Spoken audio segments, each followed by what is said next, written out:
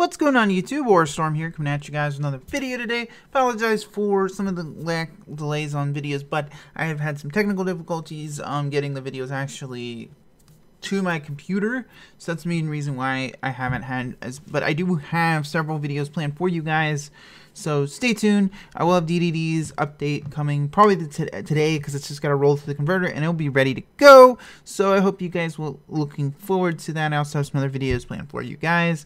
Just stay tuned for the DDD deck profile later today. So anyways, the OCG has their first update to their forbidden limited list. So this kind of proves that that leak, it was not exactly true. It was off. We are not getting Dragon Rulers back. Spoiler alert. But nevertheless, I'll go ahead and bring it up for you guys. So the first thing is the ban section, which Cannon Soldier, Toon Cannon Soldier, and Magical Explosion are banned. So this has been a thing in the OCG for a while. I believe the Forbidden Limited list they had previewed had a Assault Core at 1, but Cannon Soldier and Toon Cannon Soldier being searchable ways to access via both Gun X and 2 Table of Contents is a bit much. There's nothing these cards can really do outside of Degenerate Burn, so just get them out of the game. This will basically force player, and again, while I understand the FTK is a bit more consistent in the TCG because we do have 3 Union Hangers, 3 Terraformings, is a bit more consistent. So I'm hoping the TCG does follow suit. I don't think it's a huge, massive issue here, but I do think it's definitely a thing that needs to go. Toon Cannon Soldier pretty much can do it as well because it is an FTK enabling card. So, and it's honestly more accessible because of Toon Table of Contents, so it does make a whole lot of sense just to place it on the ban list. Magical Explosion, I believe in the OCG Life Equalizer was limited, but if I'm not mistaken, it's pretty easy to load up a bunch of spells in the grave to get the burn damage for this setup. So it's just more I think Konami and the OCG, they're going to be adopting the rule changes for time. So this is just the OCG kind of getting rid of Explosion so it doesn't become an issue in time. So I would like to see I think eventually we could see these changes in the TCG as well. But it kind of remains to be seen whether, again, the OCG tends to have a much more firmer hand because product has trouble moving over there like it does in the TCG. So it's definitely something we'll see in the limited section. So in the limited section, we have Pendulums again. Pendulums are just kind of this thing that they just keep smacking in the OCG. So 3 limits in the form of Astrograph Sorcerer, Harmonizing Magician, and Electromite are all going to 1. In the TCG, they decided to ban Astrograph Sorcerer because due to the reprint that was coming to Megatons. However, it is still pretty damn good. The interaction between Astrograph and Electromite is still a thing. It's just a lot more fragile because now you basically have only that one Electromite has to go through. But you also have to keep in mind the OCG has more link monsters than we do. There are ways to still use Astrograph Sorcerer pretty effectively, even without Electromite, and Needle Fiber they do have. But obviously with Harmonizing going to 1, if you've played Pendulum Magician for any length of time, you understand that Harmonizing is by far the most important monster in the entire deck. It's such a key card, allowing you to tether any magician from your deck and setting up combos. It is the best card in the entire archetype. And that being said, though, the OCG does still have Joker, and they still have Double Iris at 1, but they're all at 1. This kind of puts makes the strategy a hell of a lot more fragile, losing these 3 cards. Astrograph going to 1 means that you're also not going to have the consistent Electromite access as much, but Pendulums are kind of like that thing that just doesn't die, and they'll find some kind of way to adapt to play through this. The OCG has a much bigger pool of link monsters to access, so it's definitely an important thing to understand before you say the deck is totally quote-unquote dead. It's definitely still a lot more hindered because Dark Worm's also at 1 over there too, but they also have Revolution Dragon as well. So it remains to be seen what effect this will have, but this is a thing. So Mecha Drones is also going to 1. This is something I fully expect to happen on the TCG side as well. Mecha Drones was a lot of times what Konami will do is they'll print cards in lower rarity in expectation for them to get hit on a later list. They kind of did this with Shruit when Necros came out. They did this with Monkey Board when it was printed. It was a common originally, and Sorcerer was a secret rare, and Sorcerer ended up, staying at 3. So I would fully expect simply because it's a bit much to have, you know, and it is still very accessible because you still have 3 Engage. So Engage is still at 3. So, but you only have that 1 copy, so you're not going to be able to recycle it as consistently. You're going to have to grab something else from your deck with Engage, like a Widow Anchor. But Brandish is still Sky Striker is still a very good deck in the OCG. It's just now the deck is slightly slower, but like it doesn't really hurt the deck all that much because Kagari can still grab Engage back from the grave, can still grab Widow Anchors from deck. It just limits the engine's splash ability to an extent. And then set rotation has also gone from 2 to 1, so field spells are even less inconsistent now in the OCG. Now that set rotation is where it is in the TCG.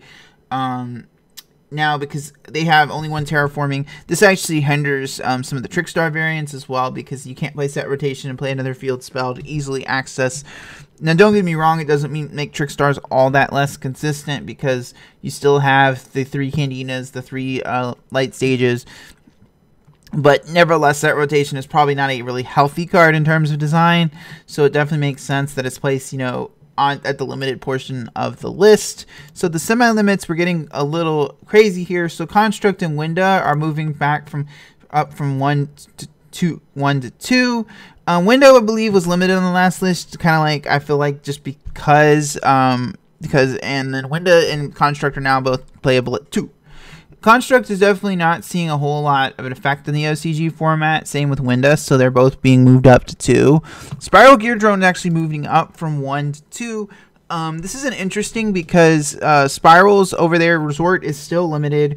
Quick Fix is still at 1, so the deck is definitely still a lot, but giving a 1 extra little copy of Drone can help, especially because over here Nightmare Spiral has proven to be a very solid deck. Even with the ban list limitations, it's just pretty fragile, and the field spell consistency for the OCG is definitely, I'm interested to see if we do see a few more Spiralists over there, but it remains to be seen. In Terror Top, this is probably the most surprising change on the OCG list, is we're getting the extra copy of Terror Top. Terror Top is the type of card to where it is just free fodder for link summoning, because over there they have Cherubini. This makes Burning Abyss even better, because now you have the extra copy of Terror Top. You can basically justify it, and it's not really that big of an issue if you think about it, because they have Leviair, so even if they have Takatomorg in hand, it really doesn't matter because they can just special summon it.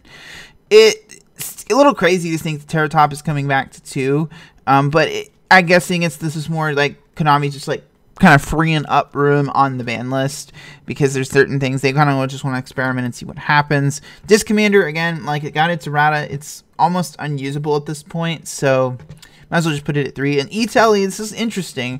E-Telly has always been one of my favorite cards in terms of generic, because it enables a lot of cool combos, and there's a lot of things. I think this actually helps Zephyr variants in the OCG a lot, despite Electromite going to 1. Zephyr variants, I think, get better because they do still have Dinglong over there. But E-Telly allows you to tether, you know, things like Ghost Ogre, things like the Ritual Beast monsters from the deck to enable some of your plays. It is a really good generic card, and the OCG deal still, I believe, has 3 Dark Destroyers. So I don't expect Cosmos to come back a lot, because again, Dragonic Diagram is banned over there, but a more pure kind of or anti-meta Cosmo deck is definitely something I think we could see in the OCG with that extra copy of E-Telly. It does make a difference in terms of consistency. Then off the list entirely, we have Ice Bell. I don't really understand why Ice Bell was semied in the first place. I think it was on the same list where they kind of slaughtered a bunch of different decks. So I don't really know why it was limited in the first place. It's kind of sure it is at 3. This is like another one of the. We don't have it. OCG has it at 3. Sure, it is back up to 3 copies per deck. I believe, if I'm not mistaken, though, Unicorn and Brio are still at 1 in there. Don't quote me on that. But it doesn't really. It helps, but like, I mean, most Necros decks you probably were playing True Shrew at max anyways. But it's kind of interesting that it's up at 3. Mathematician, it's at 3 in the TCG. Don't really think it's. Don't get me wrong, it's a fantastic card in terms of enabling combos. They think with sending things like Glow Up Bulb. We are in 2018, and you're using 1 normal summon to set up a combo.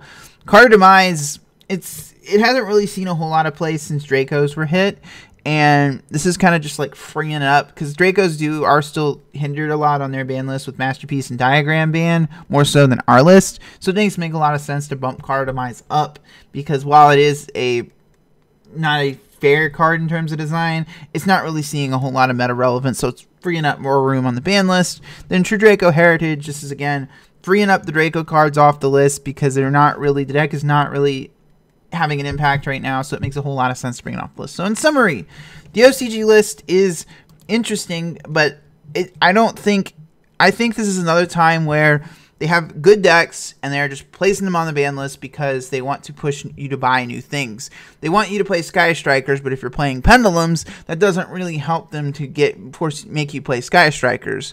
So I understand that Mecha Drones is at 1, Mecha Hornet Drones is placed at 1 now, so it does slow the deck down and make it a little less splashable, but that doesn't necessarily mean that the pure variants are hindered. This is going to kind of move people towards playing Sky Strikers away from Pendulums because that's the second most dominant deck in their format.